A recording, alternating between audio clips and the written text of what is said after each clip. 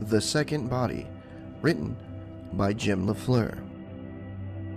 The organ had stopped 3 seconds before Michael Farron arrived, and the silence that replaced it was the kind that pressed against the ears like something solid. He stood in the rear vestibule, one hand braced against a pillar, breathing through the nausea that always followed transit.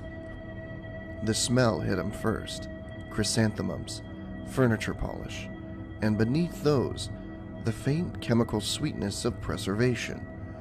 October sun came sideways through amber glass, laying gold across the pews and the dark shoulders of the mourners. 90 people, maybe more, all facing forward. Michael counted the backs of the heads while his stomach settled. 3 years of running a company that shipped 40,000 units daily had trained him to see any room as a problem of flow and obstruction. He saw at the front of the nave the mahogany casket on its chrome bear, lid closed, flanked by white lilies. He saw the photograph on the easel beside the altar, his own face, smiling. The portrait from the company website, the one Natalie had said made him look like the regional bank manager trying too hard. The program nearest the pew read Michael David Farron, 1980 to 2025. Beloved husband, father, partner. He picked it up. The paper was thick, expensive, Natalie's taste. A man was speaking now, and Michael recognized the voice before he placed the face. Bryce Harper. Standing at the lectern in a charcoal suit that fit too well, reading from notes, pausing at all the right moments. "Michael used to say," Bryce said, "that the best deals are the ones nobody sees coming." A murmur of appreciative laughter from somewhere in the middle of the pews. He had said that once at a company dinner 4 years ago, when he'd still believed that Bryce's ambition and his own could occupy the same room. Bryce was delivering it as epitaph, as confession. The gray suit Michael wore was the same one he'd put on that morning. His morning, 3 weeks before this one. He had not thought about what he would look like, arriving at his own funeral dressed for work. Now he understood it. He looked like a ghost who hadn't read the dress code. He stayed in the shadow of the pillar. He watched. Natalie sat in the front pew, left side, closest to the aisle. Black dress, black hat, with a small veil that did nothing to hide her face. She was not crying. Her hands were folded in her lap, her posture that of a woman waiting for a meeting to end. When Bryce descended from the lectern, he paused at her pew. His hand found hers, a brief clasp, the kind of touch that could mean anything or nothing. Michael had suspected for 8 months. He had hired a private investigator for 3 of them. The photograph showed nothing conclusive: lunches, a hand on the lower back, 2 bodies leaning close in a parked car.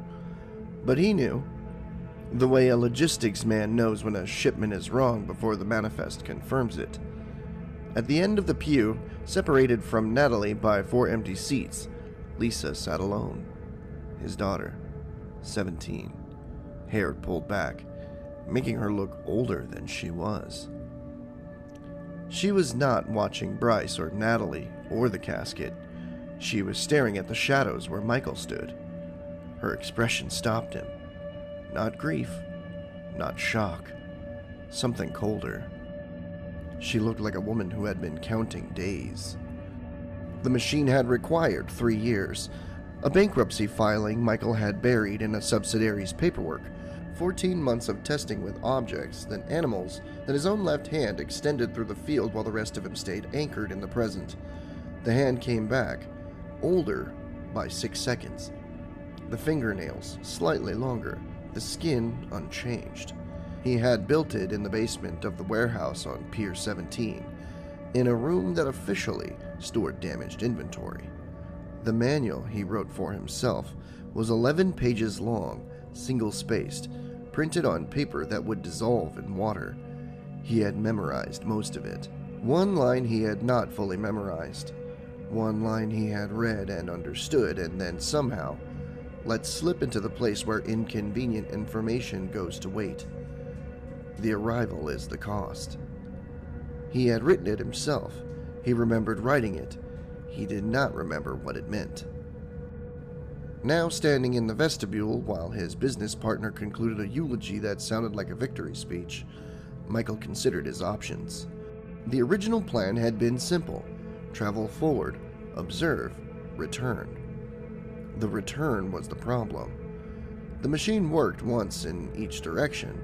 This second unit was stored in a locker at the South Station, keyed to his thumbprint, set to activate 72 hours after his arrival.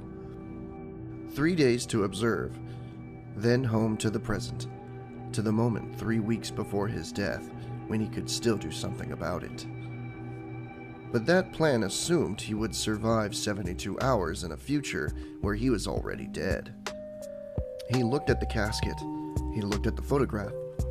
He looked at Bryce Harper settling into the pew beside Natalie, their shoulders almost touching, their grief performed with precision. The rage came slowly. It always did with Michael. Not a flash, but a tide, rising from somewhere beneath the lungs, filling the chest cavity with pressure that had no outlet. He learned to contain it, to use it, to turn it into something productive. But there was no negotiation here, no silence that would change what he was seeing. They had killed him. He did not know how. Poison, probably. Something in the coffee or the evening scotch. Something that would look like cardiac arrest to an overworked medical examiner. Natalie knew his habits, his routines. A heart attack at 44 would be tragic, but unsurprising. And Bryce would inherit the company. The bylaws were clear. In the event of Michael's death, his shares transferred to a trust administered by the surviving partners. Natalie would get the house, the insurance, and the modest portfolio. Bryce would get everything else. $43 million, control of the board, and the freedom to do whatever he wanted, forever, while Michael's body cooled in a mahogany box. Michael's hands were shaking. He realized, with the cold clarity that had made him successful in business, that he did not want to stop the murder. He wanted to ruin the moment.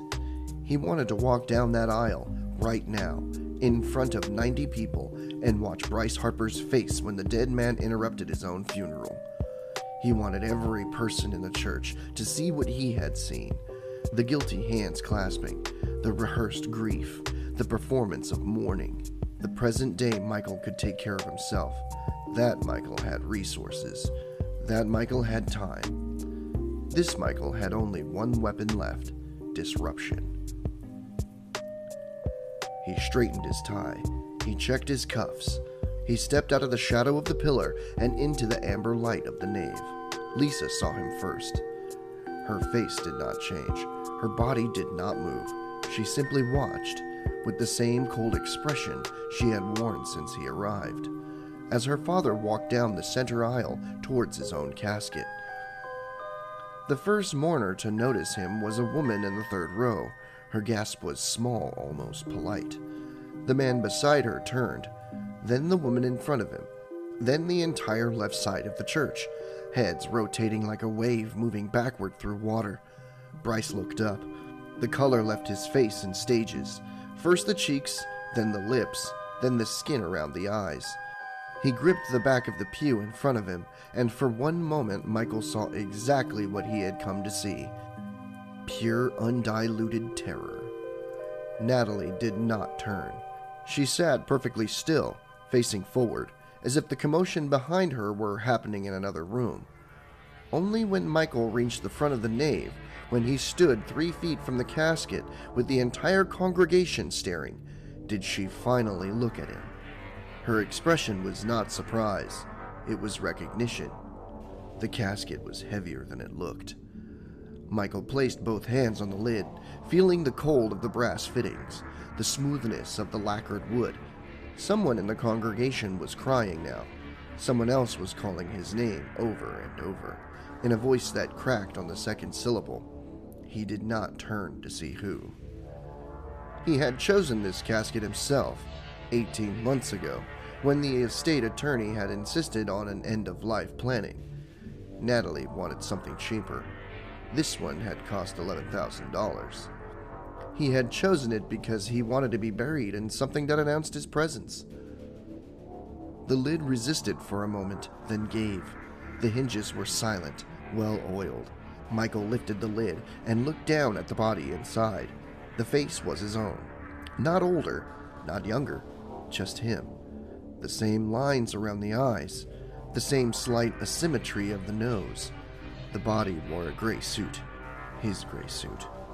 The same tie, the same shoes, the same cufflinks that Michael wore right now. The congregation had gone silent. Michael stared at the body. The body stared at the ceiling. Its eyes were closed, the lids waxy and still. The hands were folded across the chest in the traditional posture of repose. He recognized his own hands. The body's eyes opened. The movement was small,